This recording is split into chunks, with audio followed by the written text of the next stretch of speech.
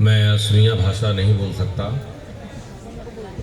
और इंग्लिश भाषा में भी मैं बहुत सहज नहीं हूँ, इसलिए हिंदी में बोलूँगा। प्रयास करूँगा कि आप तक पहुँचूँ। सम्मानित मंच,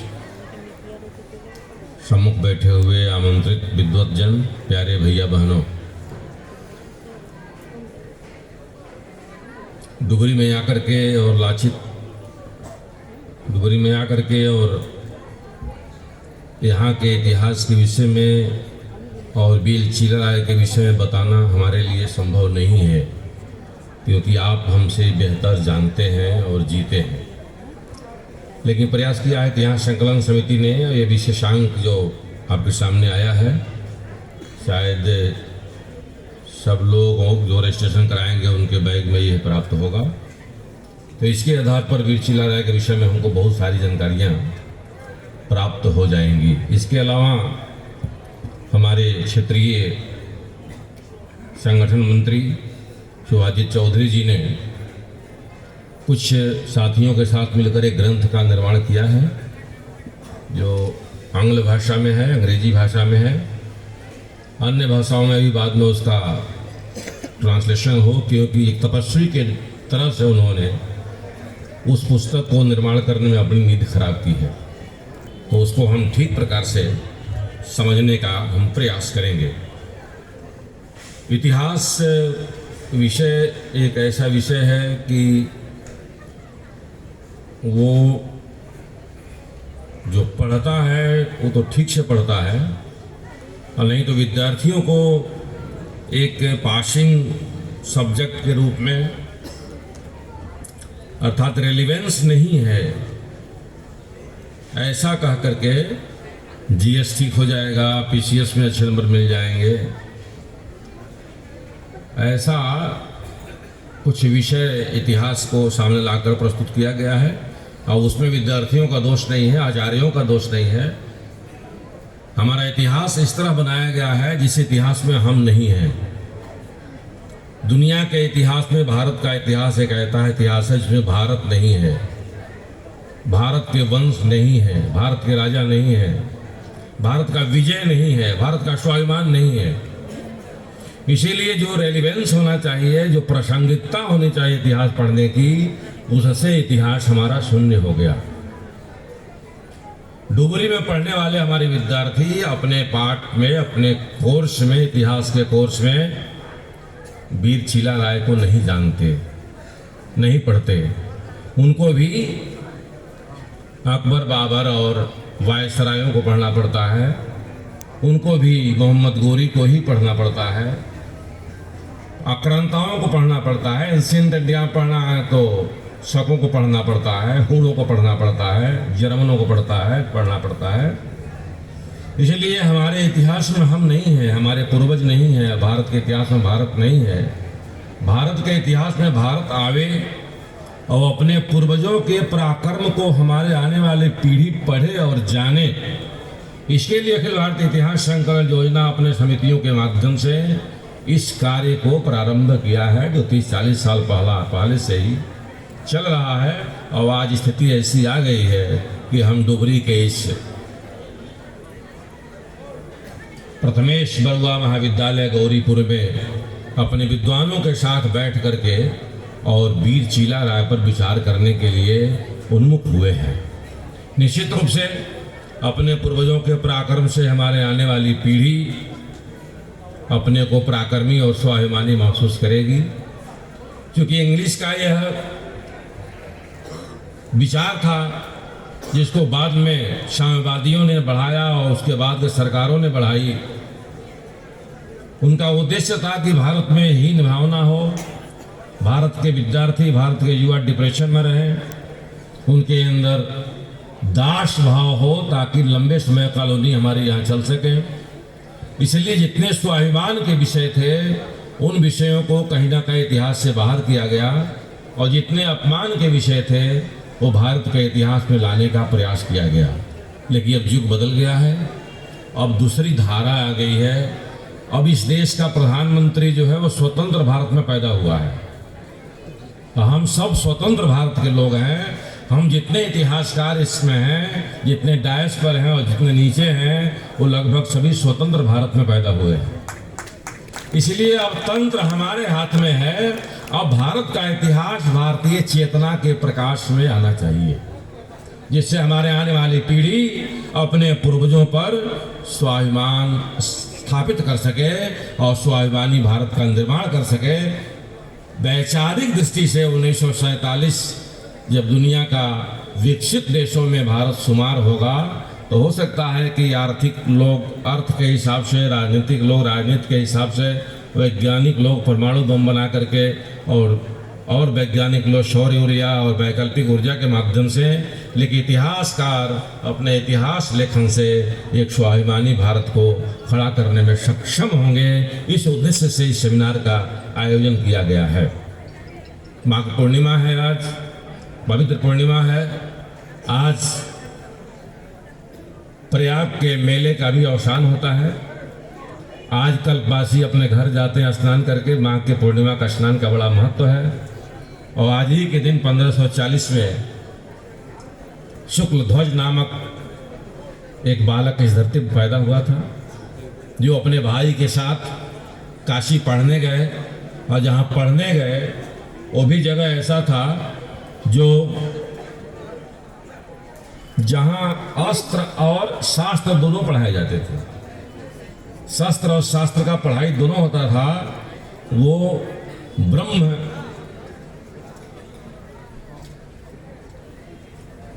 के नाम से एक संस्थान था, आज भी है, लेकिन आज थोड़ा दूसरे प्रकार से हो गया है। और दोनों भाई वहाँ पढ़ रहे थे। पिताजी की मृत्यु हो गई। मृत्यु का समाचार पाकर के दोनों भाई यहाँ आ गए। और जो शास्त्र और शस्त्र का उन्होंने अध्ययन किया था, जब आप इसमें पढ़ेंगे स्मारिका में और पुस्तक में, तो बाकी से खुल के आएंगी। और यहाँ आने पर जो हमारी आधारभूत कमियाँ थीं, जो कमियाँ हमारे अंदर फैलाई गई थी, ऐसे कमियों के कारण से राजे हमारे जो डायनेस्टियाँ थी पूरे देश की, 50 डायनेस्टी तो ऐसी थी ही जिनका कार्यकाल 400 वर्ष से लेकर के 1270 वर्ष तक है। लेकिन दुर्भाग्य से इन डायनेस्टियों का पता नहीं है हमारे इतिहास में। चाहे राजा अहोम राजा का डायनेस्टी हो, और चाहे यहाँ का हमारा चीला राय का चोल डायनेस्टी हो, चाहे कोच डायनेस्टी हो, चाहे वो हमारे कश्मीर के डायनेस्टी हो, चाहे चोल चालुक्यों की डायनेस्टी हो। ऐसे 50 डायनेस्टी हैं जो पराक्रम करके भारत को बचाने काम किए। लेकिन सद्गुण विकृति भी थी। दो बर्तन एक साथ रहते हैं तो खनकते भी हैं, टकराते भी हैं। वही टकराव यहाँ भी था। एक तरफ जहाँ लाचित बड़फुकन जैसे महावीर जो विश्व के नेता हैं, जिन्होंने पूरे विश्व को, पूरे north east, south east Asia को बचाया विधर्मियों से, उस डायनेस्टी से, और यहाँ हमारे चीला राय के डायनेस्टी से कहीं ना कहीं थोड़ा बहुत संघर्ष था, टकराव था। और उस समय घटना घटी। एक राजीव लोचन राय नाम का विद्वान वीर एक दूसरे विचारधारा के सुलक्षणा कन्या से, सुंदरी से विवाह कर लिया। और काशी के लोगों ने उसे स्वीकार नहीं किया। और उसके प्रतिक्रिया में आकर के राजीव लोचन राय अपना नाम काला पत्थर रखा। वह साउथ नॉर्थ ईस्ट में आकर हजारों मंदिरों को ध्वस्त करने का काम किया। उसने चीला राय से भी संघर्ष किया। उसका अहोम राजाओं का और चीला राय का डायनेस्टी का संघर्ष का कारण से उसको लाभ मिला। और चीला राय जी गिरफ्तार हुए, बंदी बना लिए गए। लेकिन अपने आयुर्वेद की जानकारी के कारण जो काशी से प्राप्त किया था, उन्होंने काला पहाड़ के परिवार की चिकित्सा की। उसके बाद वो मुक्त हुए। बाद में 3-4 युद्ध होते हैं, वो सारे पढ़ने को मिलेंगे। लेकिन वो युद्ध का कोई बहुत मतलब नहीं था, क्योंकि हम साथ में रहते थे, युद्ध लड़ते थे, बनते थे, बिगड़ते थे। लेकिन ये डायनेस्टी का जो पराक्रम है कि कैसे शंकर देव वहाँ से निकल करके यहाँ आते हैं और चिला राय जी के साथ संपर्क करके, संपर्क ही नहीं होता तो रिश्तेदारी बदलती है और शंकर राय के छोटे भाई के बेटी से चिला राय का विवाह भी होता है। और उसके कारण से जो असम की संस्कृति बची हुई है वह संस्कृति बची रह गई। तो केवल सांस्कृतिक ही नहीं, केवल धार्मिक ही नहीं, केवल शास्त्रिक ही नहीं, तो सब प्रकार से दोनों डायनेस्टियों ने मिलकर, तीनों डायनेस्टियों ने मिलकर के असम को आज भी भारत में सबसे कम डिस्टॉर्टेड प्रदेश के रूप में है। जिस प्रकार का डिस्टॉर्शन उत्तर भारत के संस्कृति का हुआ है उतना डिस्टॉर्शन पूर्वोत्तर का नहीं हुआ है। एक पूर्वोत्तर में डिस्टॉर्शन ही है, क्योंकि कलकत्ता में बैठे हुए अंग्रेज जब इधर देखते थे तो उनको पूर्वोत्तर दिखाई देता था। वास्तव में तो पूर्व है और ये प्राची है। तुलसीदास जी ने कौशल्या माता को प्राची कहा है, जहाँ से सूर्योदय होता है।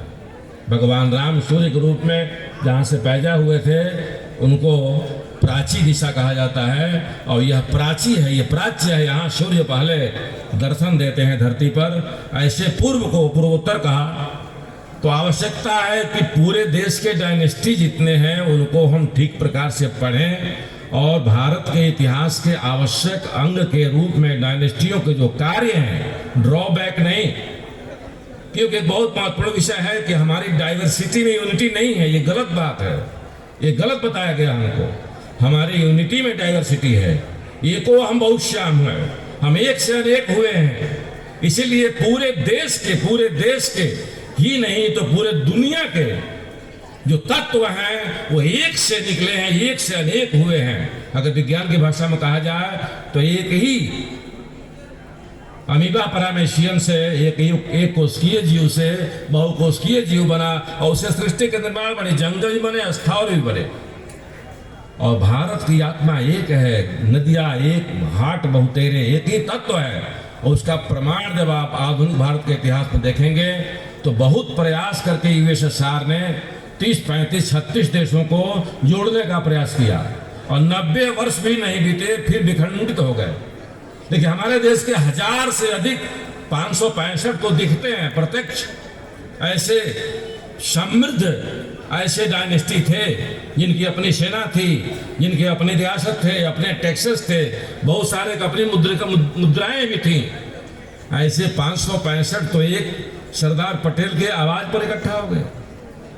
ये एकत्व की हमारी विशेषता है कि हम एक हैं, हम एक ही संस्कृति को जीते हैं। चाहे कश्मीर से लेकर कन्याकुमारी तक, असम से लेकर के अटक से लेकर कटक तक, हम बहुत सारे संस्कृति को एक जीते हैं। एक बार माँ कह देती है ये पिता है तो वो पिता है, उसके लिए कोई डीएनए टेस्ट कराने की आवश्यकता नहीं है। तो पूरे भारत के गाँव में है, क्योंकि एको हम बहुत हम एक से अनेक हुए हैं। हम सिंदूर, हम बिंदी, हम साड़ी के किनारे, हम पिता की पगड़ी, ये सब समान रूप से पूरे देश में देखते हैं। वो समानता, वो एकता, वो भोजन, वो भाव, वो सब कुछ एक है। इसलिए हम एक हैं। डायनेस्टियाँ हमारी थी, उनका बहुत बड़ा कंट्रीब्यूशन हमारे राष्ट्र को बचाने में और बनाने में है। लेकिन अंग्रेजों ने हमारे धरती को अपमानित किया कि ये सांप छपेरों का देश है, ये मूर्खों का देश है, ये गंवारों का देश है, ये जंगलियों का देश है। उसमें राजाओं के कंट्रीब्यूशन की बात नहीं की, ये शिल्पकार की बात नहीं की, कैसे शिल्पियाँ थी हमारे वहाँ, उसकी बात नहीं की। धरती को अपमानित किया, फिर हमारे ग्रंथों को अपमानित किया, हमारे ज्ञान परंपरा को अपमानित किया और कहा कि वेद तो गणरियों का गीत है और पुराण तो ब्राह्मणों ने अनावश्यक रूप से बना दिया। ये क्या है, वो क्या है, सब बकवास है, सब कल्पना है, राम कल्पना है, कृष्ण कल्पना है, सारे लोग कल्पना है। और उस कल्पना की बात अब तक आती रही। आज 15 साल पहले तक हलफनामा दाखिल होता था कि राम कल्पना है, लेकिन राम स्वयं अपना मुकदमा लड़ करके, अपना मुकदमा स्वयं राम लड़ करके स्थापित हो गए। तो ये एको हम बहुश्याम का विशेषताएं हैं। हमारे राजाओं का बहुत बड़ा कंट्रीब्यूशन है, डायनेस्टियों का बहुत बड़ा कंट्रीब्यूशन है इस देश के संस्कृति रक्षा के लिए। इसीलिए आवश्यक है कि पूरे देश के सारे डायनेस्टियों का अध्ययन किया जाए। ऐसे इतिहास संकलन योजना ने ICHR के साथ मिल करके और 50 डायनेस्टियों का एक कैटलॉग तैयार किया है, एक प्रदर्शनी भी तैयार की है और उसके आधार पर उन राजे और राजवाड़ों को समझने की आवश्यकता है और उसके आधार पर भारत का निर्माण कैसे हुआ और कैसे भारत विश्व का गुरु था, है और रहेगा, इस पर हम विचार कर सकते हैं। हमको लगता है कि आपके द्वारा बनाए गए ये सारे चीज़ें अपने आप में एक बड़ा कार्य करेगी। जिस तरह लाचित भड़कफोकन पर पूरे देश पर हम लोगों ने काम किया, उसी प्रकार से हम वीर चीला राय पर पूरे देश में, पूरे दुनिया में जाकर काम करेंगे।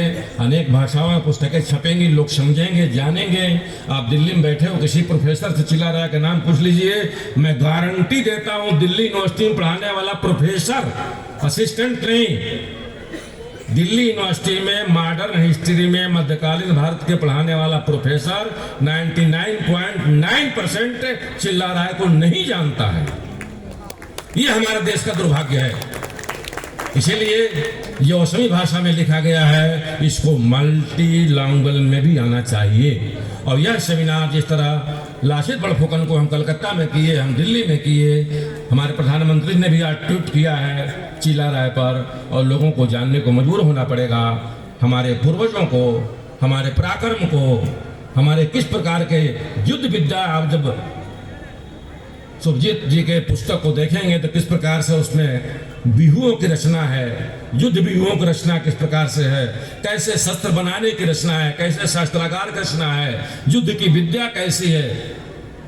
शुक्ल ध्वज का नाम चिल्ला राय कैसे पड़ा, चील के समान झपट्टा मारने वाला वीर चिल्ला राय के नाम जाना जाता है। इस प्रकार से बहुत सारी बातें खुल करके आएंगी और आने वाले पीढ़ी अपने पूर्वजों के पराक्रम से स्वाभिमान को प्राप्त करेगी। और ये गुलाम भारत, एक अपमानित भारत अपने तंत्र के द्वारा स्वतंत्र होगा। जो स्वराज हमको 1947 में मिली थी, इतिहास के माध्यम से हम स्वाभिमान प्राप्त करेंगे। अपने स्वतंत्र के द्वारा अपने देश को विश्व के सिरमौर बनाने में हम सक्षम होंगे। इतिहास की यह कंट्रीब्यूशन है और इतिहास इस कंट्रीब्यूशन के द्वारा पूरे तब देश के साथ लग करके इतिहास संकलन योजना अपने पूर्वजों के माध्यम से, पूर्वजों के पराक्रम के माध्यम से, पूर्वजों को किए गए आयुर्वेद और अन्य गणित से लेकर के और साइंस तक के, ज्योग्राफी से लेकर जियोलॉजी तक के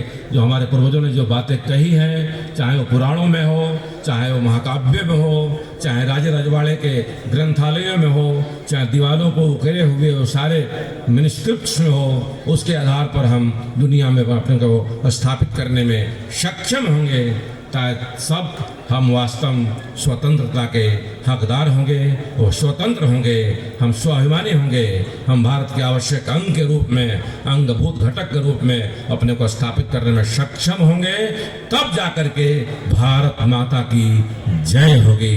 भारत माता की जय।